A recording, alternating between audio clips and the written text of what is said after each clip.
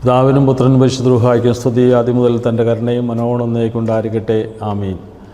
ദൈവനാമം മഹത്വപ്പെടുമാറാകട്ടെ. ഈ പരിശുദ്ധ ദേവാലയത്തിൻ്റെ അനുഗ്രഹീത വികാരിയായിരിക്കുന്ന എത്രയും ബഹുമാനപ്പെട്ട കുര്യാക്കോസ് കാട്ടുപാടത്തച്ഛൻ, പരിശുദ്ധ ദേവാലയത്തിൻ്റെ സെക്രട്ടറി, ഭരണസമിതി അംഗങ്ങൾ, ഈ 3 നോമ്പിൻ്റെ കാലഘട്ടത്തിൽ ദൈവത്തിൻ്റെ വചനം കേൾക്കുവാൻ വേണ്ടി കടന്നു വന്നിട്ടുള്ള പ്രിയ സഹോദരീ സഹോദരങ്ങളെ, എല്ലാവർക്കും എന്നും ജീവിക്കുന്നതിനായ കർത്താവ് യേശുമിശിഹായുടെ നാമത്തിൽ സ്നേഹവന്ദനം അറിയിക്കട്ടെ. നിനവേ നോമ്പിലൂടെ നമ്മൾ കടന്നു പോകുമ്പോൾ നിനവയുടെ പശ്ചാത്തലവും അതുപോലെ തന്നെ യോനാ പ്രവാചകൻ നമുക്ക് തരുന്ന ചില സന്ദേശങ്ങളും ഈ രാത്രിയിൽ നിങ്ങളോടൊത്ത് ഒന്ന് പങ്കുവയ്ക്കാമെന്ന് ആഗ്രഹിക്കുകയാണ്. ലോകം ഇതുവരെ കണ്ടിട്ടുള്ളതിൽ വെച്ച് ഏറ്റവും ശക്തമായിരുന്ന സാമ്രാജ്യമായിരുന്നു അസീറിയൻ സാമ്രാജ്യം. ഇന്നത്തെ Iran, Iraq, Turkey, Lebanon, Israel, Jordan തുടങ്ങിയ പ്രദേശങ്ങൾ ചേർന്നതായിരുന്നു അസീറിയൻ സാമ്രാജ്യമെന്ന് പറയുന്നത്. ശക്തമായ സൈനിക ബലമുണ്ടായിരുന്ന ഭരണകൂടമായിരുന്നു അസീറിയൻ ഭരണകൂടം. കാരിരുമ്പിൻ്റെ സാമ്രാജ്യമെന്നാണ് അവരെക്കുറിച്ച് അറിഞ്ഞിരുന്നത് തന്നെ. അസീറിയൻ സാമ്രാജ്യത്തിൻ്റെ തലസ്ഥാനവും പുരാതന കാലത്തെ പ്രസിദ്ധമായ വ്യാപാര കേന്ദ്രവുമായിരുന്നു നിനവേ പട്ടണം.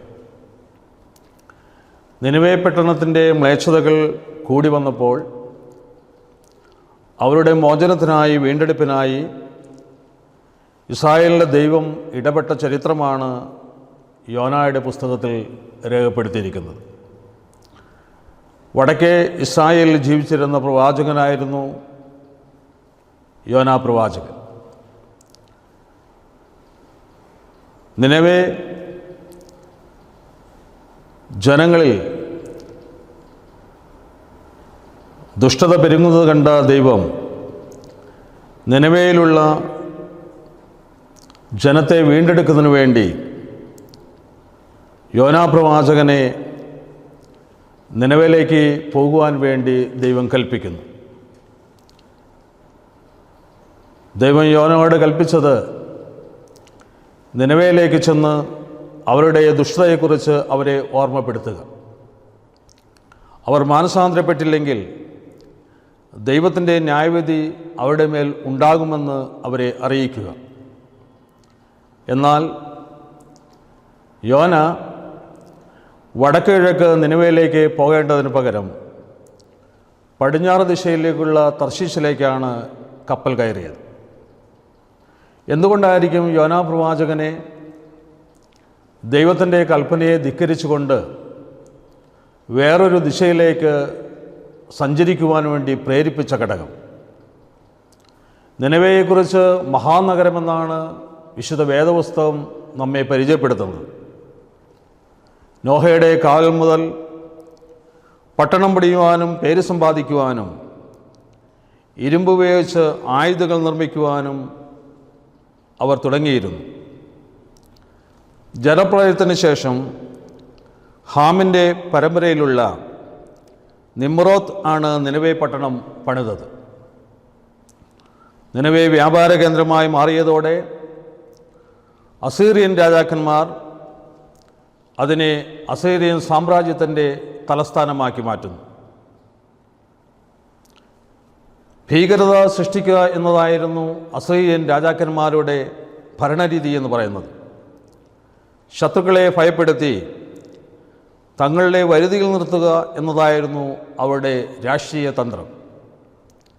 അസീറിയൻ രാജാക്കന്മാരുടെ ക്രൂരതയ്ക്കും ഭീഷണിക്കും മുമ്പിൽ പല രാജ്യങ്ങളും കീഴടങ്ങിയപ്പോഴും അവരുടെ ഭീഷണിക്ക് മുമ്പ് കീഴടങ്ങാതെയും വഴങ്ങാതെയിരുന്ന ഇസ്രായേൽ എന്ന രാജ്യമായിരുന്നു യോനാ പ്രവാചകൻ്റെ നഗരമെന്ന് പറയുന്നത്. തങ്ങളുടെ ശത്രുക്കളായ നിനവേയിലേക്ക് ചെന്ന് അവരെ മാനസാന്തരത്തിലേക്ക് നയിക്കാനാണ് ദൈവം യോനയെ നിയോഗിച്ചത്. സ്വന്തം ജനതയെ നശിപ്പിക്കുവാൻ വേണ്ടി ഒരുങ്ങിയിരിക്കുന്നവരോട് മാനസാന്തരത്തിൻ്റെ സുവിശേഷം പറയാൻ യോനാ പ്രവാചകൻ ആഗ്രഹിച്ചില്ല എന്നതാണ് ഏറ്റവും പ്രധാനപ്പെട്ട ഒരു കാര്യമായി ചൂണ്ടിക്കാണിക്കപ്പെടുന്നത്. ഇസ്രായേലിൻ്റെ ദൈവം സകല മനുഷ്യരുടെയും പാപങ്ങളെക്കുറിച്ച് മുന്നറിയിപ്പ് നൽകുകയും അവർ പാപം വിട്ട് മനം തിരിഞ്ഞ് അവരോട് കരുണ കാണിക്കുമെന്നും അവർക്ക് വരുവാനുള്ള അനർത്ഥത്തിൽ നിന്നും അവരെ വിടുവിക്കുമെന്നും യോനായ്ക്ക് വളരെ വ്യക്തമായിട്ട് അറിയാമായിരുന്നു. എന്നാൽ യോനയെ സംബന്ധിച്ചിടത്തോളം അദ്ദേഹത്തിൻ്റെ മനസ്സിൽ കടന്നു വന്ന കാര്യമെന്ന് പറയുന്നത്, ഇങ്ങനെ മാനസാന്തരത്തിലേക്ക് ദൈവം നയിച്ചാലും അവർ മാനസാന്തരപ്പെട്ട് ഒരു പുതിയ ഒരു സൃഷ്ടിയായി മാറ്റപ്പെട്ടാലും വീണ്ടും കുറേ നാളുകൾ കഴിയുമ്പോൾ അവർ വീണ്ടും തങ്ങളെ ശത്രുക്കളാകുമെന്ന് യോന ഭയപ്പെട്ടിരുന്നു. ആയതിനാൽ തങ്ങളെ ശത്രുക്കളായ നിനവേക്കാർ നശിച്ചു കാണുവാൻ യോന ആഗ്രഹിക്കുകയാണ്. ഒരു സാധാരണ മനുഷ്യൻ്റെ ചിന്തയിൽ കടന്നു വരുന്ന ഒരു ചിന്തയായിരുന്നു ആ സമയത്ത് യോനയുടെ മേൽ പതിച്ചിരുന്നത്. ഒരുപക്ഷെ ഞാനും നിങ്ങളും ഇതേ സാഹചര്യത്തിൽ ആകുന്നെങ്കിൽ നമ്മളും ചിന്തിക്കുന്നത് ഒരുപക്ഷെ ഇതുപോലെ തന്നെ ആയിരിക്കാം.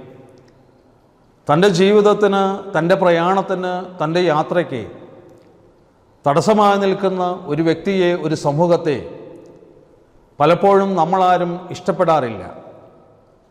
അവർക്ക് അനർത്ഥങ്ങൾ വരണമെന്നും അവർ നശിച്ചു കാണണമെന്നും പലപ്പോഴും മനുഷ്യരായ ആളുകൾ ചിന്തിക്കുന്നത് സ്വാഭാവികം തന്നെയാണ്.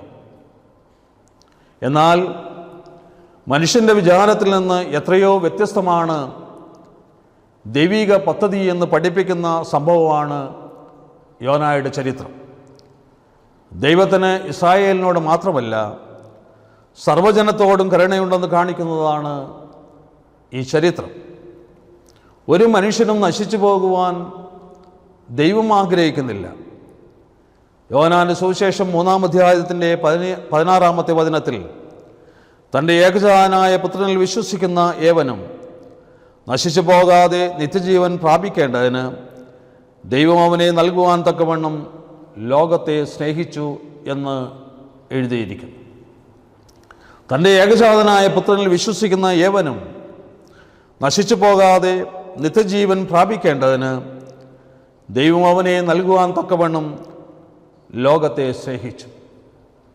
എത്ര ഹൃദയാലുവായ സ്നേഹനിധിയായ ഒരു ദൈവത്തെയാണ് വിശുദ്ധ വചനം നമ്മെ പരിചയപ്പെടുത്തി തരുന്നത്.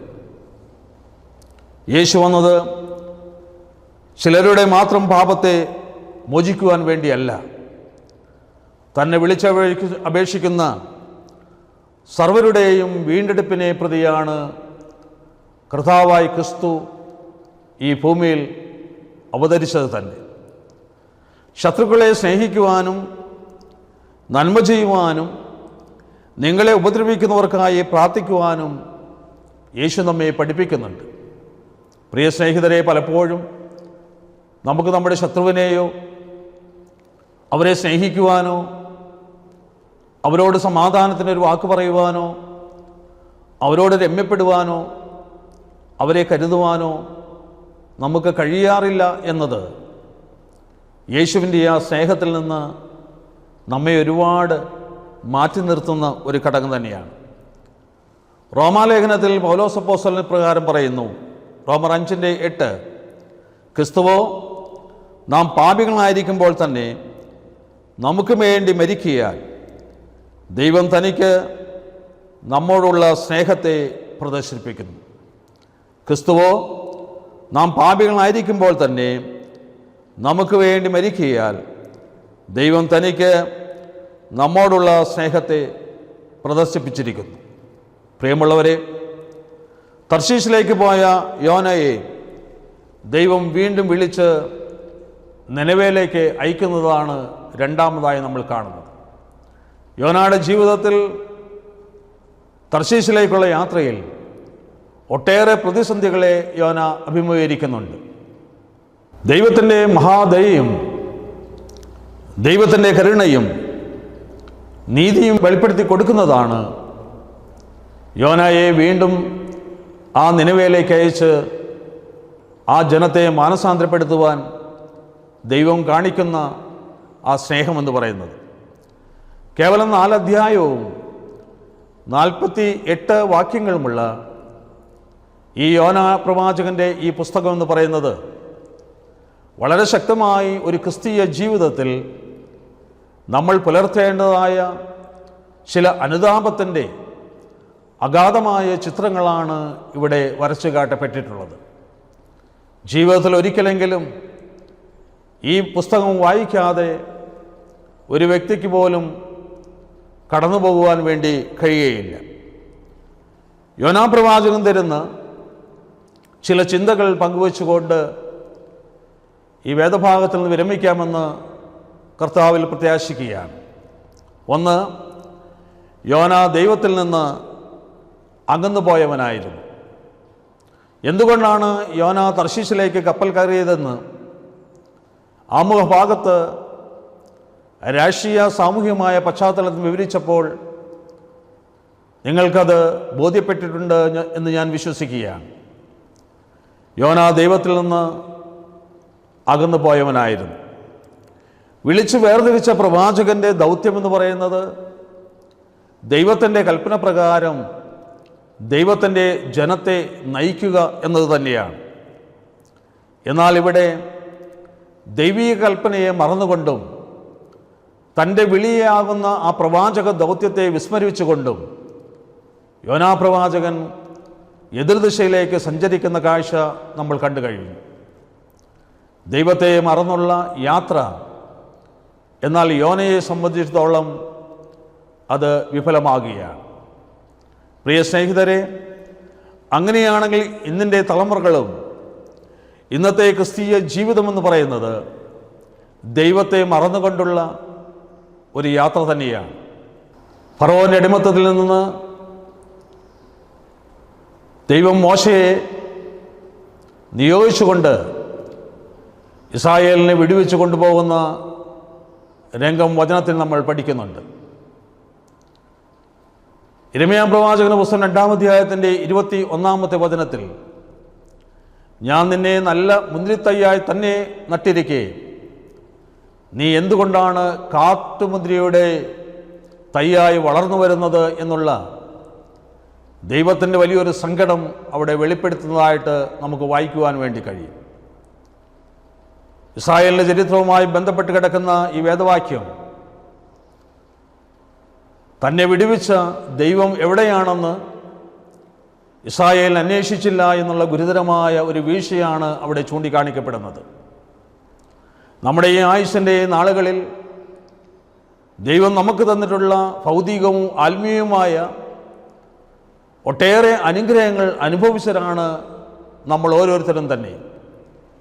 എന്നാൽ ആ അനുഗ്രഹങ്ങളെ പ്രതി ദൈവത്തിനോട് നന്ദി പറയുവാനോ ആ അനുഗ്രഹങ്ങളെ തന്ന ദൈവം എവിടെയാണെന്ന് അന്വേഷിക്കുവാനും പലപ്പോഴും നമ്മൾ മറന്നു പോകുന്നു എന്നത് ദൈവത്തെ വല്ലാതെ വേദനിപ്പിക്കുന്ന ഒരു ഘടകം തന്നെയാണ്. പ്രത്യേകിച്ച് നമ്മുടെ യുവതലമുറകൾ ചോദിക്കുന്നു, എവിടെയാണ് ദൈവമെന്ന് ചോദിക്കുന്ന ഒരു ചോദ്യത്തിന് മുമ്പിൽ പലപ്പോഴും ഉത്തരമില്ലാതെ നിൽക്കുന്നവരെ പോലെ നാമും പലപ്പോഴും നിന്നു പോയിട്ടുള്ള ചില കാഴ്ചകൾ നമ്മുടെ ജീവിതത്തിൽ കാണുവാൻ വേണ്ടി കഴിയും. ദൈവം നമ്മെ ബോധ്യപ്പെടുത്തുന്നത് ദൈവത്തിൻ്റെ കൽപ്പനകളെ പാലിച്ചുകൊണ്ട് ദൈവം നമുക്ക് ഏൽപ്പിച്ചു തന്നിരിക്കുന്ന നിയോഗത്തെ പൂർണ്ണമായും ഏറ്റെടുത്തുകൊണ്ട് ആ ദൈവിക സാന്നിധ്യത്തോടുകൂടി ആ സ്നേഹിക്കുന്ന ദൈവത്തെ, അനുഗ്രഹിച്ച ദൈവത്തെ കൂടെ ചേർന്ന് നടക്കുവാനുള്ള ഒരു ഭാഗ്യം ലഭിക്കുവാൻ വേണ്ടി നമുക്ക് പ്രാർത്ഥിക്കാം. 2, യോന ദൈവത്തിലേക്ക് മടങ്ങി വരികയാണ്. ദൈവത്തിൽ നിന്ന് അകന്നു പോയ യോനയ്ക്ക് ആഴങ്ങളിലെ അടിത്തട്ടിൽ കിടക്കുമ്പോഴാണ് ദൈവത്തെ വിളിച്ചപേക്ഷിക്കുന്നതും താൻ ചെയ്തു പോയ തെറ്റിനെക്കുറിച്ചുള്ള വ്യതകളും വേദനകളും യോനായുടെ മനസ്സിലേക്ക് കടന്നു വരുന്നത്. യോനാ പ്രവാചകന്റെ പുസ്തകം 2-ാം അധ്യായത്തിൻ്റെ 1 മുതൽ 4 വരെയുള്ള വേദഭാഗം, ഞാൻ എൻ്റെ കഷ്ടത നിമിത്തം യഹോവയോട് നിലവിളിച്ചു, അവനെനിക്ക് ഉത്തരമരുളി, ഞാൻ പാതാളത്തിൻ്റെ വയറ്റിൽ നിന്നും അയ്യം വിളിച്ചു, നീ എൻ്റെ നിലവിളിയെ കേട്ടു എന്ന് വചനം നമ്മെ പഠിപ്പിക്കുന്നു. മത്സ്യത്തിൻ്റെ വയറിൽ കിടന്നുകൊണ്ട് കടലിൻ്റെ അഗാധമായ താഴ്ചയിൽ കിടന്നുകൊണ്ട് പ്രവാചകൻ്റെ നിലവിളിയാണ് നമ്മളിവിടെ കേൾക്കുന്നത്.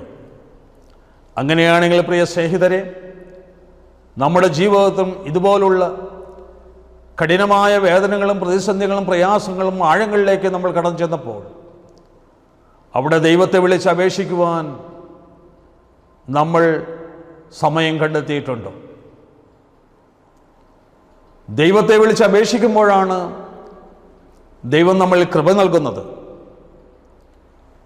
ആ യോന ദൈവത്തെ വിളിച്ച് അപേക്ഷിച്ചപ്പോൾ, ദൈവത്തിൻ്റെ ആലയത്തിലേക്ക് നോക്കിക്കൊണ്ടിരുന്നപ്പോൾ യോനായുടെ നിലവിളിയെ ദൈവം സ്വീകരിക്കുകയാണ്. അങ്ങനെയാണെങ്കിൽ കഷ്ടതയും പ്രയാസങ്ങളും പ്രതിസന്ധികളും നടക്കുമ്പോൾ ദൈവത്തെ വിളിച്ച് അപേക്ഷിക്കുന്ന ഏതൊരു വ്യക്തിയുടെയും നിലവിളിയെ കേൾക്കുന്നൊരു ദൈവമാണ് നമുക്കുള്ളതെന്ന് നമ്മൾക്ക് മനസ്സിലാക്കണം. ഇവിടെ യോന ദൈവത്തിങ്കിലേക്ക് മടങ്ങി വരികയാണ്. ലൂക്കോസിൻ്റെ സുവിശേഷം 15-ാം അധ്യായത്തിൻ്റെ 11 മുതൽ അവിടെ മുടിയനായ പുത്രനെക്കുറിച്ചുള്ള കഥ വിവരിക്കപ്പെട്ടിട്ടുണ്ട്. കഥ തുടങ്ങുന്നതിങ്ങനെ: ഒരപ്പന് 2 മക്കളുണ്ടായിരുന്നു.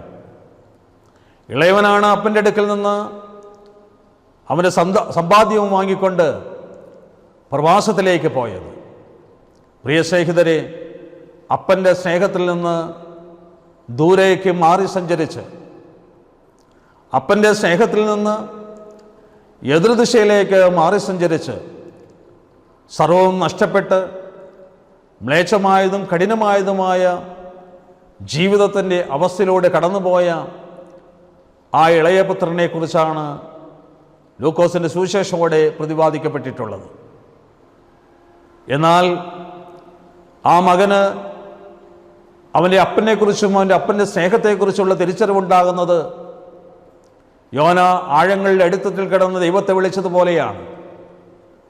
എല്ലാം നഷ്ടപ്പെട്ട് ജീവിക്കുവാനോ യാതൊരു മാർഗവുമില്ലാത്ത, ഭക്ഷണം കഴിക്കുവാൻ യാതൊരു മാർഗമില്ലാത്ത അവസ്ഥയിൽ, കഠിനമായ വേദനയുടെ അവസ്ഥയിലാണ് അവൻ തൻ്റെ അപ്പൻ്റെ കുടുംബത്തെക്കുറിച്ച്, തൻ്റെ ഭവനത്തെക്കുറിച്ച് ഓർക്കുന്നത്. അവിടെയാണ് അവൻ തിരിച്ചറിയുന്നത്, എൻ്റെ അപ്പൻ്റെ ഭവനം എത്രയോ സുന്ദരമായിരുന്നു എന്ന് തിരിച്ചറിയുന്ന ഒരു വലിയ ഒരവസ്ഥ നമുക്കവിടെ കാണുവാൻ വേണ്ടി കഴിയും. ആ മകൻ മടങ്ങി വരുവാൻ വേണ്ടി തീരുമാനിക്കുകയാണ് തൻ്റെ അപ്പൻ്റെ അടുക്കലേക്ക്. അപ്പൻ്റെ അടുക്കലേക്ക് മടങ്ങി വരുവാൻ വേണ്ടി തീരുമാനിച്ച ആ മകൻ ദൂരെ നിന്ന് കടന്നു വരുമ്പോൾ തന്നെ ഓടിച്ചെന്ന് ആ മകനെ ചേർത്ത് നിർത്തി അവൻ്റെ മൂർധാവിൽ ചുംബിക്കുന്ന ഒരപ്പനെയാണ് വേദഭാഗം നമുക്ക് പരിചയപ്പെടുത്തി തരുന്നത്. അങ്ങനെയാണെങ്കിൽ പ്രിയ സ്നേഹിതരെ, നമ്മുടെ ജീവിതത്തിൽ ദൈവത്തിൽ നിന്ന് അകന്നു പോയിട്ടുണ്ടെങ്കിൽ ദൈവം ആഗ്രഹിക്കുന്നു നമ്മൾ ദൈവത്തിലേക്ക് മടങ്ങി വരണമെന്നുള്ളത്. എപ്പോഴാണോ ദൈവത്തിൻ്റെ കരം നമ്മളുടെ കരത്തിൽ നിന്ന്, നമ്മുടെ കരം ദൈവത്തിൻ്റെ കരത്തിൽ നിന്ന് വിട്ടുപോയിട്ടുള്ളത്, ദൈവിക സ്നേഹത്തിൽ നിന്ന് ഞാനും നിങ്ങളെ എപ്പോഴാണോ മാറ്റപ്പെട്ടു പോയത്, ആ സമയം മുതൽ എൻ്റെ പ്രിയപ്പെട്ട അപ്പൻ കാത്തിരിക്കുകയാണ് എൻ്റെ മടങ്ങി വരവിന് വേണ്ടി. ഇവിടെയും ആ പ്രിയപ്പെട്ട അപ്പൻ കാത്തിരിക്കുകയാണ് ആ മകനെ മടങ്ങി വരുവാന് വേണ്ടി. അതുകൊണ്ടാണ് ദൂരെ നിന്ന് കണ്ടപ്പോൾ തന്നെ ആ പ്രിയപ്പെട്ട അപ്പൻ ഓടിച്ചെന്ന് ആ മകൻ്റെ മൂർധാവിൽ ചുംബനം കൊണ്ട് പൊതിയുന്നത്. അവനെ തൻ്റെ ഭവനത്തിലേക്ക് സ്നേഹത്തോടെ ചേർത്ത് വയ്ക്കുകയാണ് ആ പ്രിയപ്പെട്ട അപ്പൻ.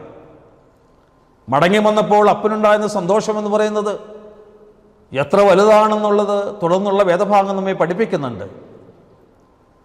സ്നേഹത്തിൻ്റെയും ആദരവിൻ്റെയും പ്രതീകമായ അവൻ്റെ കൈവിരകളിൽ നിന്ന് നഷ്ടപ്പെട്ടു പോയ മോതിരത്തെ തിരിച്ചു കൊടുക്കുന്ന ഒരപ്പനെ നമുക്കവിടെ കാണാം. അടിമകൾക്ക് പ്രിയമുള്ളവരെ, ചെരുപ്പിടുവാനുള്ള അവകാശമില്ലല്ലോ. അവൻ്റെ കാലിൽ നിന്ന് അപ്പനെ വിട്ടുപോയപ്പോൾ നഷ്ടപ്പെട്ടു പോയ, ഊരിപ്പോയ അവൻ്റെ ചെരുപ്പിനെ പുത്രവാത്സല്യത്തോടുകൂടെ അധികാരത്തോടുകൂടെ ആ ചിരിപ്പിനെ തിരിച്ചു കൊടുക്കുന്ന ഒരു അപ്പനെയും നമുക്കിവിടെ കാണുവാൻ വേണ്ടി കഴിയും. വീണ്ടും അവൻ്റെ ശരീരത്തിൽ നിന്ന് ഉരിയപ്പെട്ടു പോയ ആ മഹത്വത്തിൻ്റെ അങ്കി, ആ ദൈവിക വസ്ത്രം ആ പ്രിയപ്പെട്ട മകന് തിരിച്ചു കൊടുക്കുന്നതും നാം അവിടെ പഠിക്കുകയാണ്. പ്രിയ സ്നേഹിതരെ, അവിടെ കൊണ്ട് തീരുകയല്ല. തുടർന്ന് ആ പ്രിയപ്പെട്ട അപ്പൻ വലിയൊരു വിരുന്നൊരുക്കുന്നു. എല്ലാവരെയും വിളിച്ചു ചേർത്ത് കാണാതെ പോയ തൻ്റെ മകൻ മടങ്ങി വന്നതിലുള്ള സന്തോഷം അദ്ദേഹം പങ്കുവയ്ക്കുന്നത് നമുക്കവിടെ കാണുവാൻ വേണ്ടി കഴിയും. ഒരു പാപി അനുതപിച്ച് മടങ്ങി വരുമ്പോൾ സ്വർഗം സന്തോഷിക്കുന്നു എന്ന് വചനം നമ്മെ പഠിപ്പിക്കുന്നുണ്ട്. പ്രിയമുള്ളവരെ, എന്നെയും നിങ്ങളെയും കാത്തിരിക്കുന്ന ഒരു പിതാവാം ദൈവമുണ്ട്. എന്നെയും നിങ്ങളെയും കാത്തിരിക്കുന്ന കർത്താവായ യേശുക്രിസ്തുവുണ്ട്. ഞാനും നിങ്ങളും ദൈവത്തിൽ നിന്ന് അകന്നു പോകുമ്പോൾ കണ്ണുനീരോടെ, സങ്കടത്തോടെ, വിഷമത്തോടെ വീടിൻ്റെ ഉമ്മറത്ത് കാത്തിരിക്കുന്ന ആ പ്രിയ അപ്പനുണ്ട് എന്ന് ഓർക്കണം. മടങ്ങി വരണമെന്നാണ് എൻ്റെ അപ്പൻ്റെ ആഗ്രഹം. യോനാ പ്രവാചകനും ദൈവത്തിങ്കിലേക്ക് മടങ്ങി വന്നു. മടങ്ങി വന്ന പ്രവാചകനെ ദൈവം സ്വീകരിക്കുകയാണ്. മൂന്നാമത്തെ ചിന്ത എന്നുള്ളത് യോനാ ജനത്തെ മാനസാന്തരത്തിലേക്ക് നയിച്ചു എന്നതാണ്.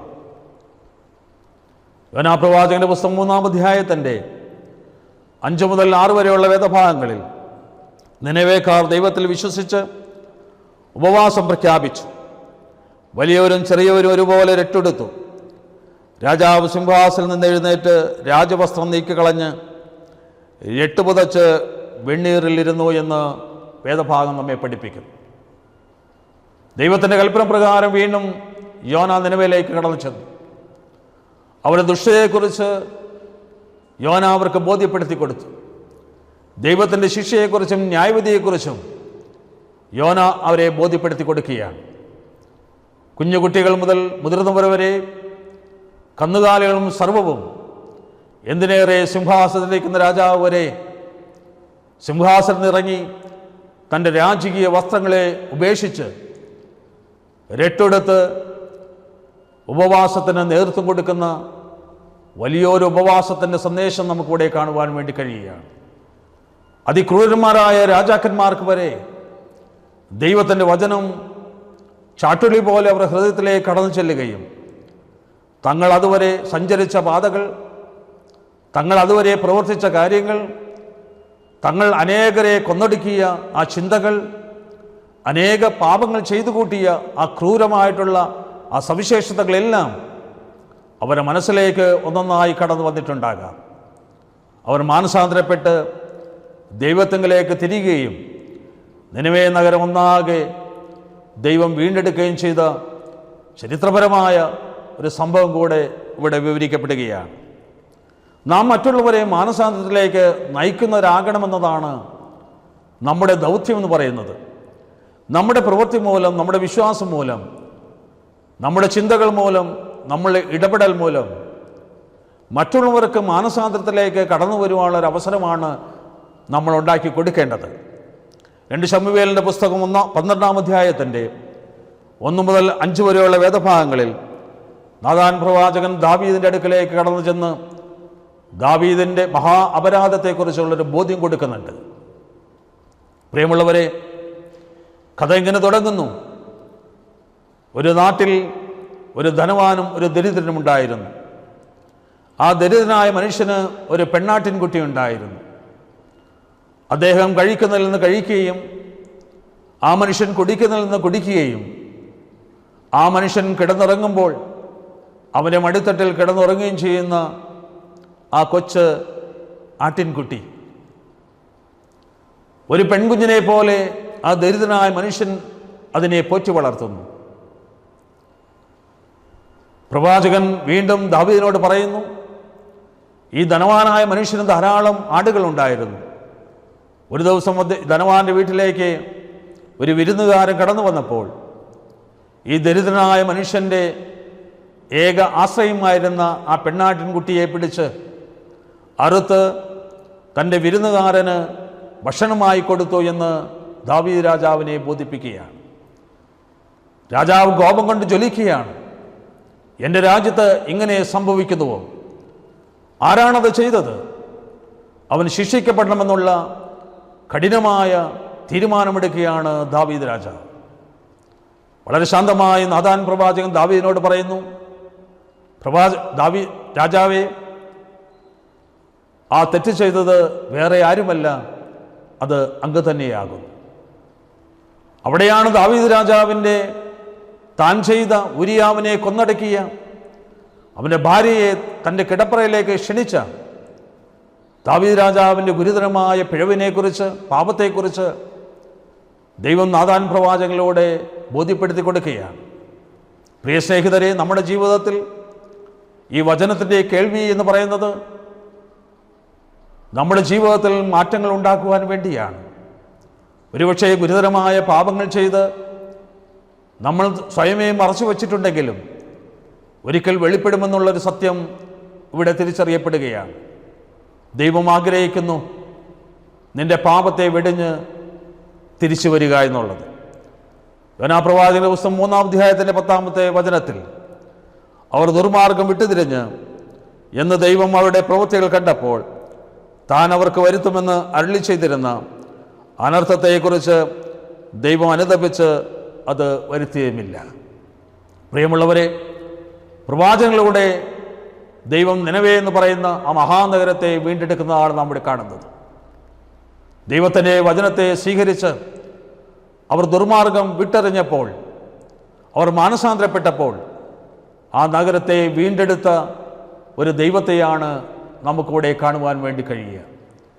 യോനാപ്രവാചകൻ്റെ ദൃഷ്ടിയിൽ, ഓരോ മനുഷ്യൻ്റെയും ദൃഷ്ടിയിൽ തങ്ങളെ ദ്രോഹിക്കുന്നവരെ, തങ്ങളെ വല്ലാതെ ഉപദ്രവിക്കുന്നവരെ അവരെല്ലാവരും നശിച്ചു കാണുവാൻ വേണ്ടി ആഗ്രഹിക്കുമ്പോൾ ദൈവം ആഗ്രഹിക്കുന്നത് ഓരോ മനുഷ്യനും ദൈവത്തിങ്കിലേക്ക് മടങ്ങി വരണമെന്നുള്ളതാണ്. ഈ നിനവേ നോമ്പിൻ്റെ ഈ ദിവസങ്ങളിൽ നമുക്ക് ശക്തമായി കർത്താവിനോട് പ്രാർത്ഥിക്കാം.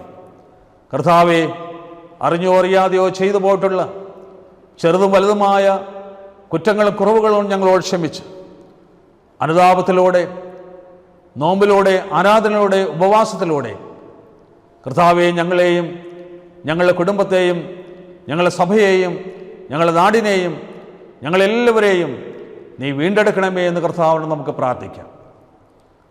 അങ്ങനെ വരുമ്പോൾ യോനായുടെ ജീവിതത്തിൽ കടന്നു വന്ന പോലെ ഏതെല്ലാം പ്രതിസന്ധികളിലൂടെ കടന്നു പോകുന്നവരാണെങ്കിലും ദൈവത്തിൻ്റെ അളവറ്റ കൃപ, സമാധാനവും ശാന്തിയും തന്ന് നമ്മെ അനുഗ്രഹിക്കുമാറാകട്ടെ എന്ന് പ്രാർത്ഥിച്ചുകൊണ്ട് ഞാൻ എൻ്റെ എളിയ ഈ സന്ദേശത്തിൽ നിന്ന് വിരമിക്കുകയാണ്. ഇതിനായി എനിക്ക് അവസരം തന്ന് ഞാൻ ഏറ്റവും കൂടുതൽ സ്നേഹിക്കുകയും ആദരിക്കുകയും ചെയ്യുന്ന പ്രിയപ്പെട്ട കാട്ടുപാടത്ത് കുര്യാക്കോസ് അച്ഛനോടും എന്നെ ശ്രവിച്ച നിങ്ങൾ ഓരോരുത്തരോടുമുള്ള നന്ദിയും സ്നേഹവും അറിയിക്കുന്നു. എന്നെ സംബന്ധിച്ച് ഇത് വലിയൊരു കാര്യമാണ്.